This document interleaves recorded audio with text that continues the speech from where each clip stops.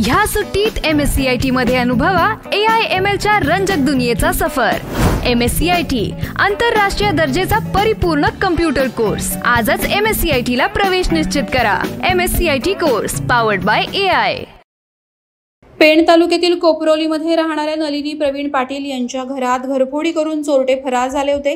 दिनांक 11 सप्टेंबर 2023 रोजी घरात कोणी नसताना ही घरफोडी करण्यात आली होती।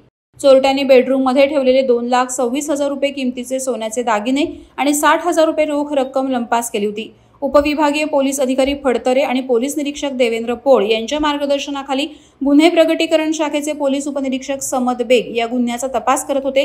घरफोडी झालेल्या घरात कोणाकोणाचा वावर होता याबाबत कसोशीने माहिती घेऊन गोपनीय सूत्रांकडून मिळालेली माहिती आणि तांत्रिक बाबींचा तपास करून गुन्ह्याची 6 महिन्यानंतर उकल करण्यात पोलिसांना यश आलंय।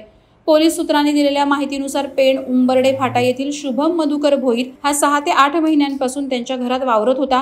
शुभम भोईर हा सराईत गुन्हेगार असून त्याच्यावर यापूर्वी पेण, वडखळ, रेवदंडा आणि अलिबागे पोलीस स्टेशनमध्ये एकूण 5 गुन्हे दाखल आहेत।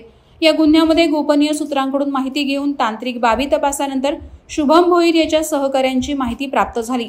दिनांक 7 एप्रिल रोजी शुभम भोईर वय 29 वर्ष राहणार उंबर्डे फाटा आणि त्याचे साथीदार ऋतिक जनार्दन माळी वय 20 वर्ष, हर्षल प्रशांत म्हात्रे वय 20 वर्ष आणि प्रतीक जीवन ठाकूर वय 19 वर्ष तिघेही राहणार कोपरोली यांना ताब्यात घेण्यात आलं।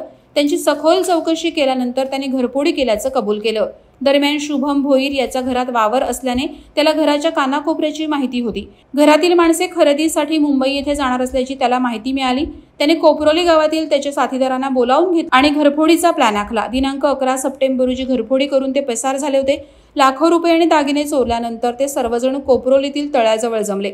दागिन्यांची आणि पैशांची वाटणी केली, मात्र अखेर त्यांच्या मुसक्या आवळण्यात पेण पोलिसांना यश आलंय। आरोपींकडून 2,06,000 रुपयांचे 67 ग्रॅम वजनाचे सोन्याचे दागिने आणि 4,300 रुपये रोख रक्कम हस्तगत करण्यात आली आहे। वादळवारा लाईव्हसाठी किरण बांधणकर, पेण। नवी मुंबई व रायगड जिल्ह्यातील ताज्या बातम्या आणि घडामोडींसाठी सबस्क्राईब करा वादळवारा लाईव्ह चॅनल आणि दाबा बेल आयकॉन।